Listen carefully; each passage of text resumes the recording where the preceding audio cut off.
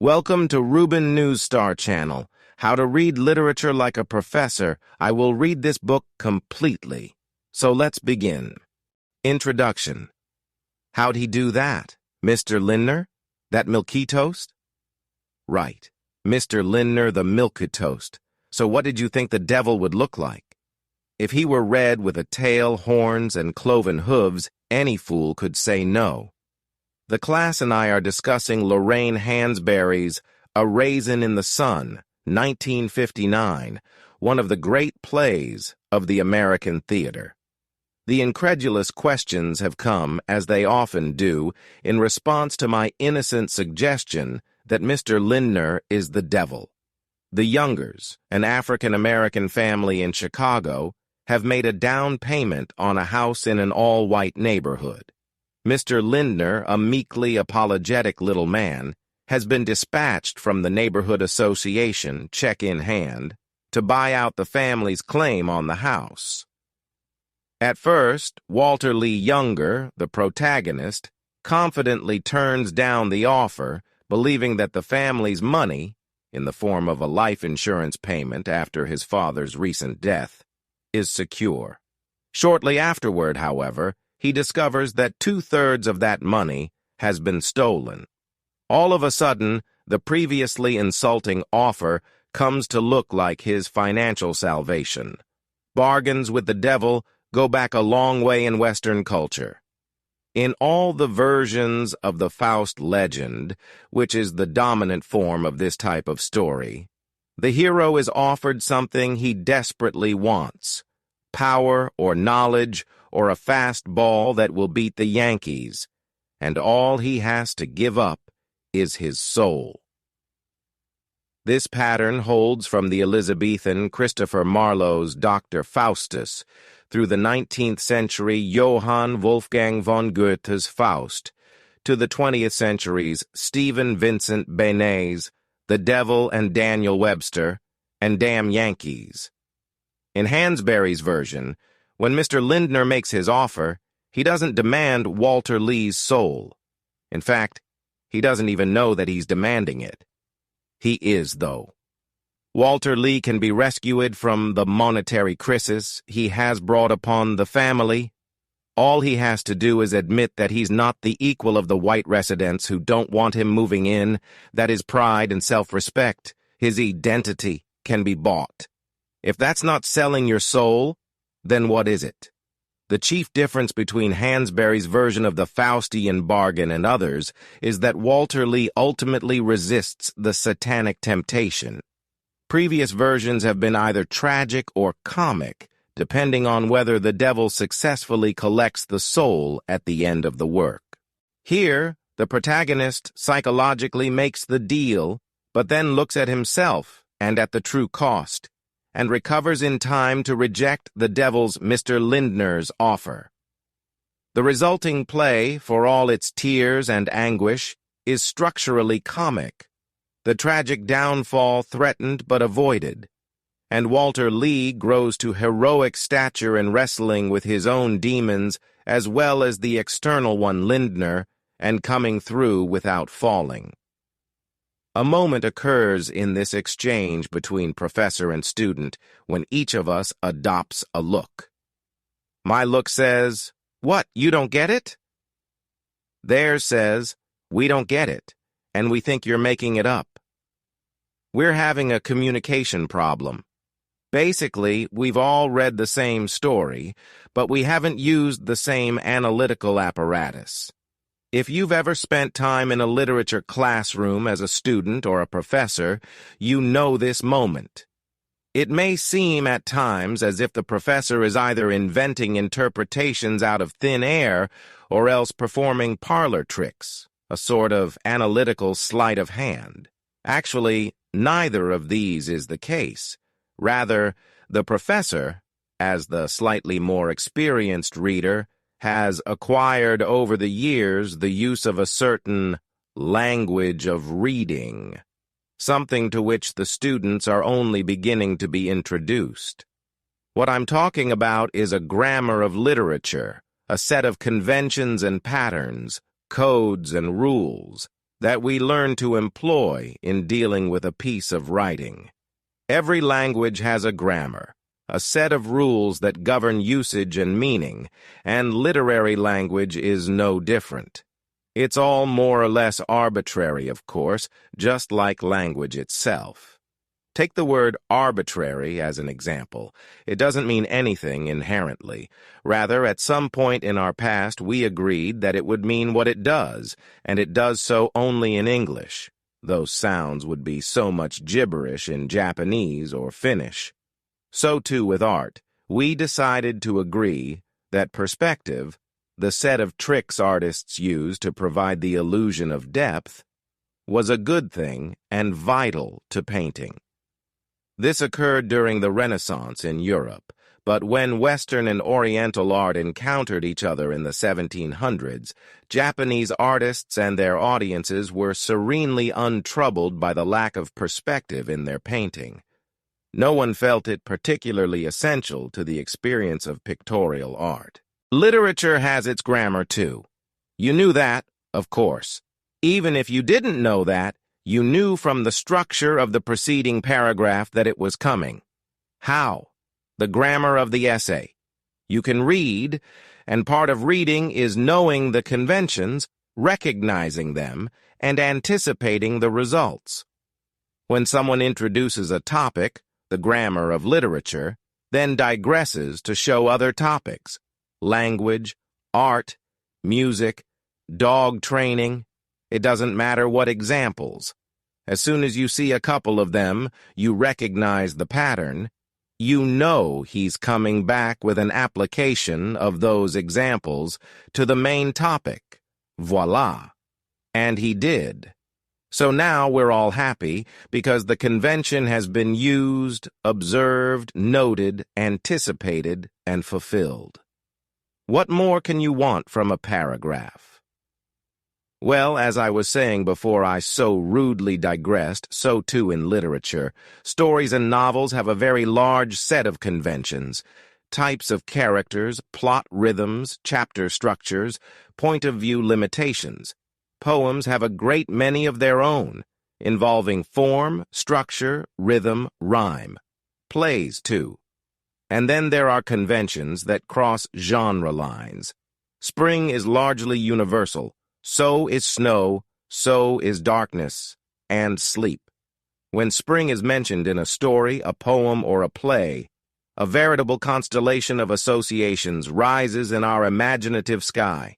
Youth, promise, new life, young lambs, children skipping, on and on. And if we associate even further, that constellation may lead us to more abstract concepts such as rebirth, fertility, renewal.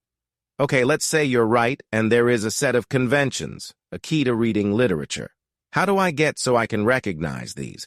Same way you get to Carnegie Hall, practice. When lay readers encounter a fictive text, they focus, as they should, on the story and the characters. Who are these people? What are they doing? And what wonderful or terrible things are happening to them? Such readers respond, first of all, and sometimes only, to their reading on an emotional level. The work affects them, producing joy or revulsion, laughter or tears, anxiety or elation. In other words, they are emotionally and instinctively involved in the work. This is the response level that virtually every writer who has ever set pen to paper or fingertip to keyboard has hoped for when sending the novel, along with a prayer, to the publisher. When an English professor reads, on the other hand, he will accept the effective response level of the story. We don't mind a good cry when little Nell dies, but a lot of his attention will be engaged by other elements of the novel. Where did that effect come from? Whom does this character resemble? Where have I seen this situation before? Didn't Dante or Chaucer or Merle Haggard say that?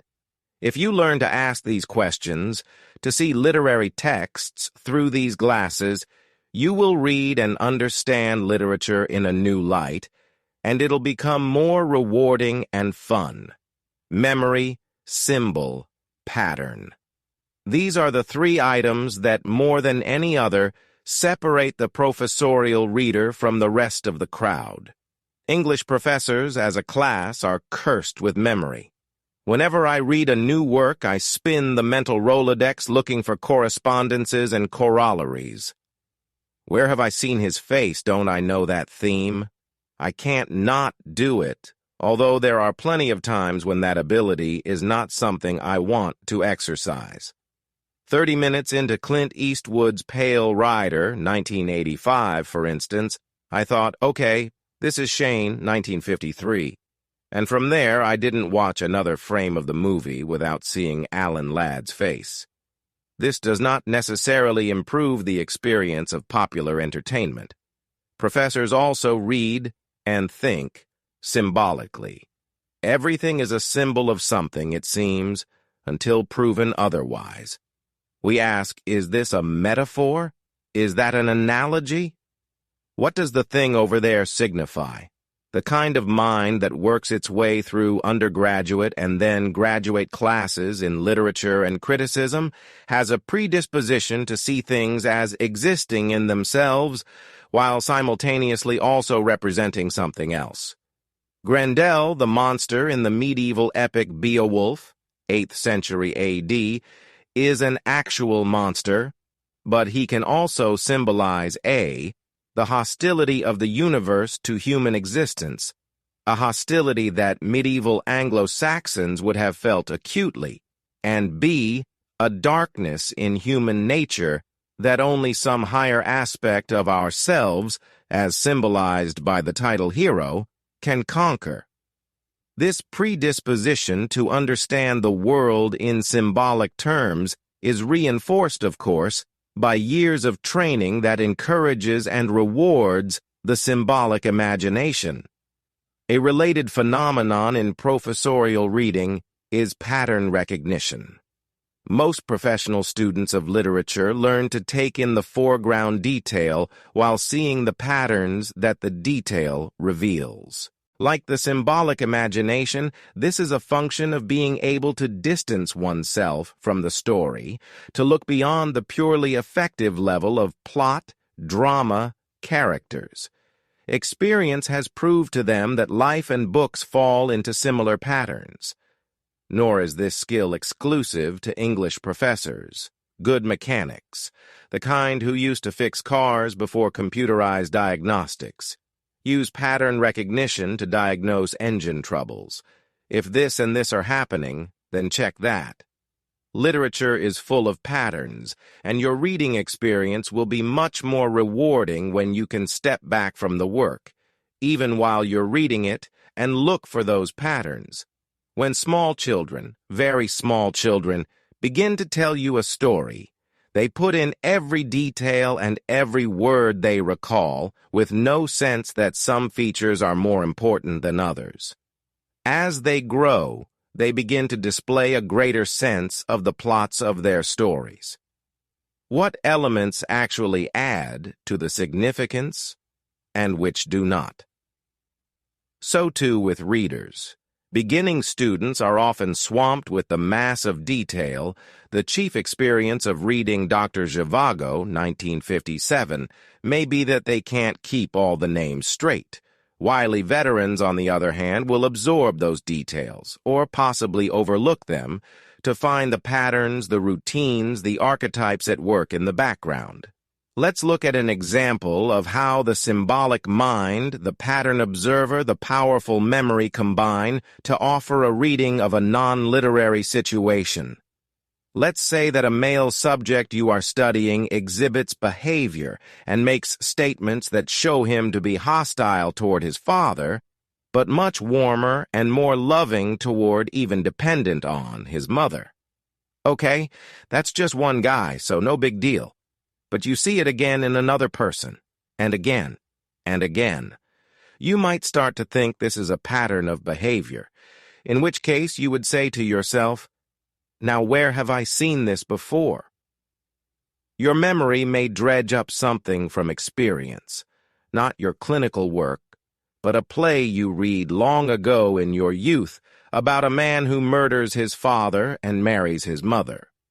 Even though the current examples have nothing to do with drama, your symbolic imagination will allow you to connect the earlier instance of this pattern with the real-life examples in front of you at the moment.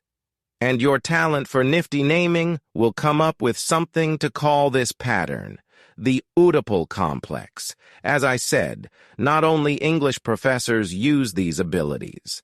Sigmund Freud reads his patients the way a literary scholar reads texts, bringing the same sort of imaginative interpretation to understanding his cases that we try to bring to interpreting novels and poems and plays. His identification of the Oedipal complex is one of the great moments in the history of human thought, with as much literary as psychoanalytical significance. What I hope to do in the coming pages is what I do in class. Give readers a view of what goes on when professional students of literature do their thing. A broad introduction to the codes and patterns that inform our readings. I want my students not only to agree with me that, indeed, Mr. Lindner is an instance of the demonic tempter offering Walter Lee Younger a Faustian bargain. I want them to be able to reach that conclusion without me. I know they can, with practice, patience, and a bit of instruction. And so can you. Chapter 1. Every trip is a quest, except when it's not. Okay, so here's the deal. Let's say, purely hypothetically, you're reading a book about an average 16-year-old kid in the summer of 1968. The kid, let's call him Kip, who hopes his acne clears up before he gets drafted, is on his way to the A&P. His bike is a one-speed with a coaster brake and therefore deeply humiliating, and riding it to run an errand for his mother makes it even worse. Along the way, he has a couple of disturbing experiences, including a minorly unpleasant encounter with a German shepherd topped off in the supermarket parking lot where he sees the girl of his dreams, Karen, laughing and horsing around in Tony Vauxhall's brand new Barracuda. Now, Kip hates Tony already because he has a name like Vauxhall and not like Smith, which Kip thinks is pretty lame as a name to follow Kip. And because the Cuda is bright green and goes approximately the speed of light, and also because Tony has never had to work a day in his life. So Karen, who is laughing and having a great time, turns and sees Kip, who has recently asked her out, and she keeps laughing. She could stop laughing, and it wouldn't matter to us, since we're considering this structurally. In the story we're inventing here, though, she keeps laughing.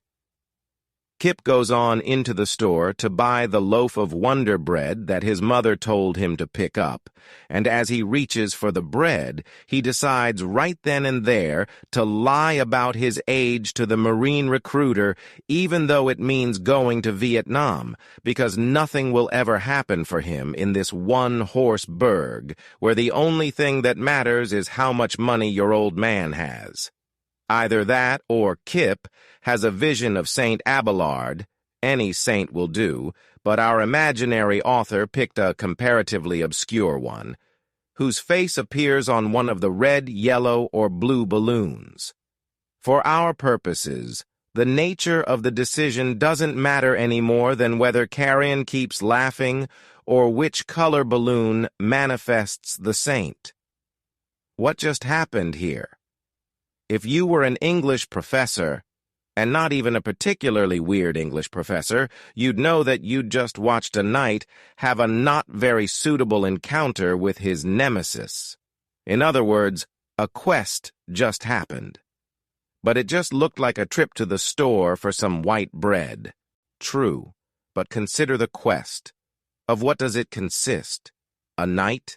A dangerous road? A holy grail? Whatever one of those may be, at least one dragon, one evil knight, one princess. Sound about right? That's a list I can live with. A knight named Kip, a dangerous road, nasty German shepherds, a holy grail, one form of which is a loaf of Wonder Bread, at least one dragon, Trust me, a 68 Cuda could definitely breathe fire. One evil knight, Tony. One princess, who can either keep laughing or stop. Seems like a bit of a stretch. On the surface, sure, but let's think structurally. The quest consists of 5 things. A quester. B, a place to go. C, a stated reason to go there. D, challenges and trials en route. And E, a real reason to go there. Item A is easy. A quester is just a person who goes on a quest, whether or not he knows it's a quest. In fact, usually he doesn't know. Items B and C should be considered together. Someone tells our protagonist, our hero, who need not look very heroic, to go somewhere and do something. Go in search of the Holy Grail. Go to the store for bread. Go to Vegas and whack a guy. Tasks of varying nobility, to be sure, but structurally all the same. Go there, do that. Note that I said the stated reason for the quest. That's because of item E. The real reason for a quest never involves the stated reason. In fact, more often than not, the quester fails at the stated task. So why do they go and why do we care? They go because of the stated task, mistakenly believing that it is their real mission. We know, however, that their quest is educational. They don't know enough about the only subject that really matters, themselves. The real reason for a quest is always self-knowledge. That's why questers are so often young, inexperienced, immature, sheltered. 45-year-old men either have self-knowledge or they're never going to get it, while your average 16 to 17-year-old kid is likely to have a long way to go in the self-knowledge department. Let's look at a real example. When I teach the late 20th century novel, I always begin with the greatest quest novel of the last century. Thomas Pynchon's Crying of Lot, 49, 1965. Beginning readers can find the novel mystifying, irritating, and highly peculiar. True enough, there is a good bit of cartoonish strangeness in the novel, which can mask the basic quest structure. On the other hand, Sir Gawain and the Green Knight, late 14th century, and Edmund Spenser's Faerie Queene, 1596, 2 of the great quest narratives from early English literature, also have what modern readers must consider cartoonish elements. It's really only a matter of whether we're talking Classics Illustrated or Zap Comics. So here's the setup in The Crying of Lot 49. 1. Our quester, a young woman, not very happy in her marriage or her life, not too old to learn, not too assertive where men are concerned. 2. A place to go. In order to carry out her duties, she must drive to Southern California from her home near San Francisco. Eventually, she will travel back and forth between the two and between her past, a husband with a disintegrating personality and a fondness for LSD, an insane ex-Nazi psychotherapist, and her future, highly unclear. 3. A stated reason to go there. She has been made executor of the will of her former lover, a fabulously wealthy and eccentric businessman and stamp collector. 4. Challenges and trials.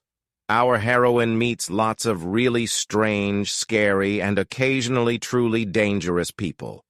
She goes on a night-long excursion through the world of the outcasts and the dispossessed of San Francisco, enters her therapist's office to talk him out of his psychotic shooting rampage. The dangerous enclosure, known in the study of traditional quest romances as Chapel Perilous, involves herself in what may be a centuries-old postal conspiracy. 5. The real reason to go. Did I mention that her name is Oedipa? Oedipa Maas, actually. She's named for the great tragic character from Sophocles' drama Oedipus the King, circa 425 BC, whose real calamity is that he doesn't know himself. In Pynchon's novel, the heroine's resources, really her crutches, and they all happen to be male, are stripped away one by one, shown to be false or unreliable, until she reaches the point where she either must break down, reduce to a little fetal ball, or stand straight and rely on herself. And to do that, she first must find the self on whom she can rely, which she does after considerable struggle. Gives up on men, Tupperware parties, easy answers. Plunges ahead into the great mystery of the ending. Acquires, dare we say, self-knowledge? Of course we dare. Still, you don't believe me. Then why does the stated goal fade away? We hear less and less about the will and the estate as the story goes on, and even the surrogate goal, the mystery of the postal conspiracy, remains unresolved. At the end of the novel, she's about to witness an auction of some rare forged stamps, and the answer to the mystery may appear during the auction. We doubt it, though, given what's gone before. Mostly, we don't even care. Now we know, as she does, that she can carry on, that discovering that men can't be counted on doesn't mean the world ends, that she's a whole person. So there, in 50 words or more, is why professors of literature typically think The Crying of Lot 49 is a terrific little book. It does look a bit weird at first glance, experimental and super hip, but once you get the hang of it, you see that it follows the conventions of a quest tale. So does Huck Finn, The Lord of the Rings, North by Northwest, Star Wars, and most other stories of someone going somewhere and doing something, especially if the going and the doing wasn't his idea in the first place. A word of warning, if I sometimes speak here and in the chapters to come as if a certain statement is always true, a certain condition always obtains, I apologize. Always and never are not words that have much meaning in literary study. For one thing, as soon as something seems to always be true, some wise guy will come along and write something to prove that it's not. If literature seems to be too comfortably patriarchal, a novelist like the late Angela Carter, or a poet like the contemporary Evan Boland, will come along and upend things, just to remind readers and writers of the falseness of our established assumptions. If readers start to pigeonhole African-American writing, as was beginning to happen in the 1960s and 1970s, a trickster like Ishmael Reed will come along who refuses to fit in any pigeonhole we could create. Let's consider journeys. Sometimes the quest fails, or is not taken up by the protagonist. Moreover, is every trip really a quest? It depends. Some days I just drive to work. No adventures, no growth. I'm sure that the same is true in writing. Sometimes plot requires that a writer get a character from home to work and back again. That said, when a character hits the road, we should start to pay attention, just to see if, something's going on there. Once you figure out quests, the rest is easy. Chapter 2. Nice to eat with you. Acts of communion. Perhaps you've heard the anecdote about Sigmund Freud. One day, one of his students, or assistants, or some such hanger-on, was teasing him about his fondness for cigars, referring to their obvious phallic nature. The great man responded simply that, sometimes a cigar is just a cigar. I don't really care if the story is true or not. Actually, I think I prefer that it be apocryphal, since made-up anecdotes have their own kind of truth. Still, it is equally true that just as cigars may be just cigars, so sometimes they are not. Same with meals in life and, of course, in literature. Sometimes a meal is just a meal, and eating with others is simply eating with others. More often than not, though, it's not. Once or twice a semester at least, I will stop discussion of the story or play under consideration to intone, and I invariably intone in bold. Whenever people eat or drink together, it's communion. For some reasons, this is often met with a slightly scandalized look, communion having for many readers one and only one meaning. While that meaning is very important, it is not the only one. Nor, for that matter, does Christianity have a lock on the practice.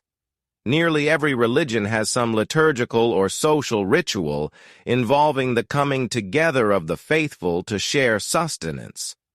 So I have to explain that just as intercourse has meanings other than sexual, or at least did at one time, so not all communions are holy. In fact, literary versions of communion can interpret the word in quite a variety of ways. Here's the thing to remember about communions of all kinds. In the real world, breaking bread together is an act of sharing and peace, since if you're breaking bread, you're not breaking heads. One generally invites one's friends to dinner unless one is trying to get on the good side of enemies or employers. We're quite particular about those with whom we break bread. We may not, for instance, accept a dinner invitation from someone we don't care for.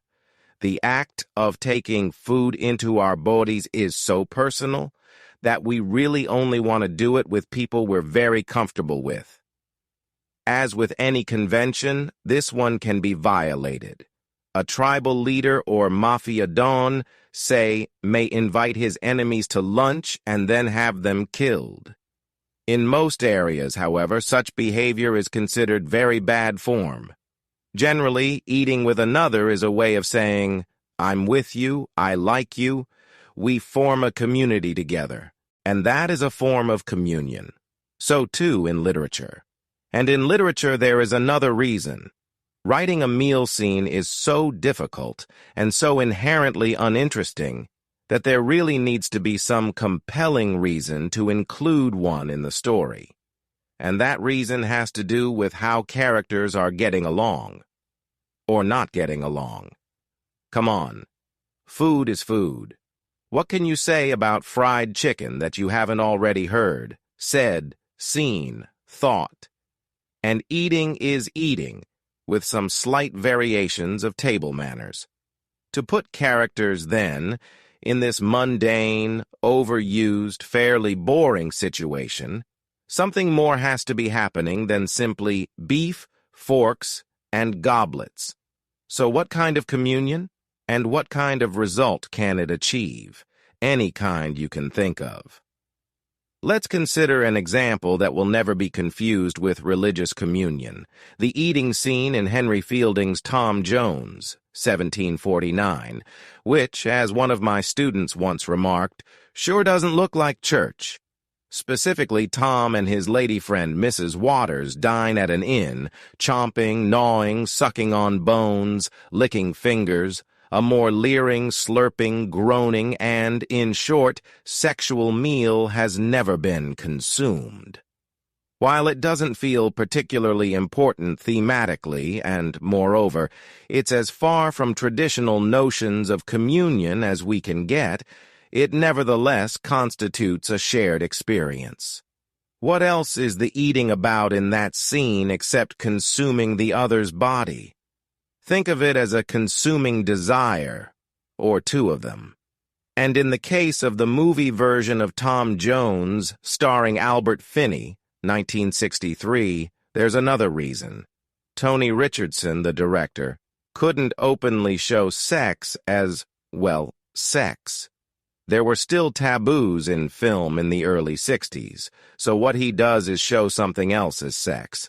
And it's probably dirtier than all but 2 or 3 sex scenes ever filmed. When those two finish swilling ale and slurping on drumsticks and sucking fingers and generally wallowing and moaning, the audience wants to lie back and smoke. But what is this expression of desire except a kind of communion, very private, admittedly, and decidedly not holy? I want to be with you. You want to be with me. Let us share the experience. And that's the point. Communion doesn't need to be holy, or even decent. How about a slightly more sedate example?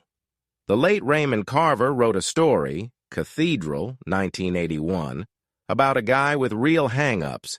Included among the many things the narrator is bigoted against are people with disabilities, minorities, those different from himself, and all parts of his wife's past in which he does not share. Now, the only reason to give a character a serious hang-up is to give him the chance to get over it. He may fail, but he gets the chance.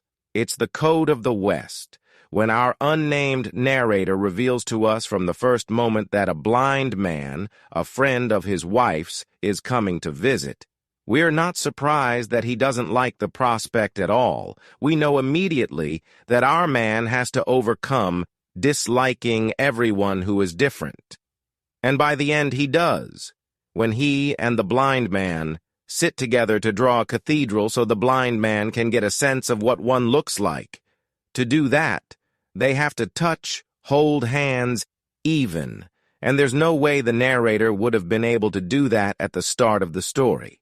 Carver's problem, then, is how to get from the nasty, prejudiced, narrow-minded person of the opening page to the point where he can actually have a blind man's hand on his own at the ending. The answer is food. Every coach I ever had would say, when we faced a superior opposing team, that they put on their pants one leg at a time, just like everybody else. What those coaches could have said, in all accuracy, is that those supermen shovel in the pasta just like the rest of us, or in Carver's story, meatloaf. When the narrator watches the blind man eating, competent, busy, hungry, and, well, normal, he begins to gain a new respect for him. The three of them, husband, wife, and visitor, ravenously consume the meatloaf, potatoes, and vegetables, and in the course of that experience our narrator finds his antipathy toward the blind man beginning to break down. He discovers he has something in common with this stranger, eating as a fundamental element of life, that there is a bond between them. What about the dope they smoke afterward? Passing a joint doesn't quite resemble the wafer and the chalice, does it? But thinking symbolically, where's the difference, really? Please note, I am not suggesting that illicit drugs are required to break down social barriers. On the other hand, here is a substance they take into their bodies in a shared, almost ritualistic experience. Once again, the act says, I'm with you. I share this moment with you. I feel a bond of community with you. It may be a moment of even greater trust. In any case, the alcohol at supper and the marijuana after combine to relax the narrator so he can receive the full force of his insight, so he can share in the drawing of a cathedral, which, incidentally, is a place of communion. What about when they don't? What if dinner turns ugly or doesn't happen at all? A different outcome, but the same logic, I think. If a well-run meal or snack portends good things for community and understanding, then the failed meal stands as a bad sign. It happens all the time on television shows. Two people are at dinner and a third comes up, quite unwished for, and one or more of the first two refuse to eat. They place their napkins on their plates, or say something about losing their appetite, or simply get up and walk away. Immediately, we know what they think about the interloper. Think of all those movies where a soldier shares his sea rations with a comrade, or a boy his sandwich with a stray dog. From the overwhelming message of loyalty, kinship, and generosity, you get a sense of how strong a value we place on the comradeship of the table. What if we see two people having dinner then, but one of them is plotting or bringing about the demise of the other? In that case, our revulsion at the act of murder is reinforced by our sense that a very important propriety, namely that one should not do evil to one's dinner companions, is being violated. Or consider Ann Tyler's Dinner at the Homesick Restaurant, 1982. The mother tries and tries to have a family dinner, and every time she fails. Someone can't make it, someone gets called away, some minor disaster befalls the table. Not until her death can her children assemble around a table at the restaurant and achieve dinner. At that point, of course, the body and blood they symbolically share are hers. Her life and her death become part of their common experience. For the full effect of dining together, consider James Joyce's story, The Dead, 1914. This wonderful story is centered around a dinner party on the Feast of the Epiphany, the 12th day of Christmas. All kinds of disparate drives and desires enact themselves during the dancing and dinner, and hostilities and alliances are revealed. The main character, Gabriel Conroy, must learn that he is not superior to everyone else. During the course of the evening, he receives a series of small shocks to his ego that collectively demonstrate that he is very much part of the more general social fabric. The table and dishes of food themselves are lavishly described as Joyce lures us into the atmosphere. A fat, brown goose lay at one end of the table and at the other end. On a bed of creased paper strewn with sprigs of parsley lay a great ham, stripped of its outer skin and peppered over with crust crumbs, a neat paper frill round its shin, and beside, this was a round of spiced beef. Between these rival ends ran parallel lines of side dishes, 2 little minsters of jelly, red and yellow, a shallow dish full of blocks of blancmange and red jam, a large green leaf-shaped dish with a stalk-shaped handle, on which lay bunches of purple raisins and peeled almonds, a companion dish on which lay a solid rectangle of Smyrna figs, a dish of custard topped with grated nutmeg, a small bowl full of chocolates and sweets wrapped in gold and silver papers, and a glass vase in which stood some tall celery stalks. In the center of the table there stood, as sentries to a fruit stand, which upheld a pyramid of oranges and American apples, 2 squat old-fashioned decanters of cut glass, one containing port and the other dark sherry.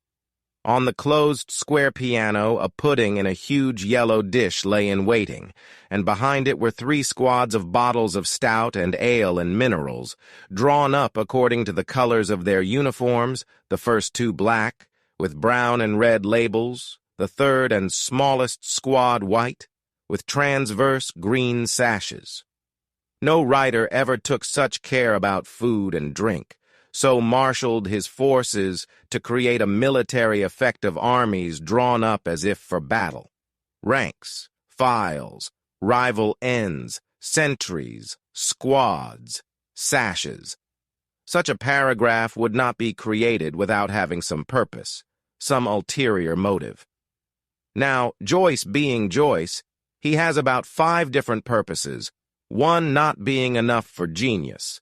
His main goal, though, is to draw us into that moment, to pull our chairs up to that table so that we are utterly convinced of the reality of the meal. At the same time, he wants to convey the sense of tension and conflict that has been running through the evening. There are a host of us against them and you against me moments earlier and even during the meal, and this tension will stand at odds with the sharing of this sumptuous and, given the holiday, unifying meal. He does this for a very simple, very profound reason.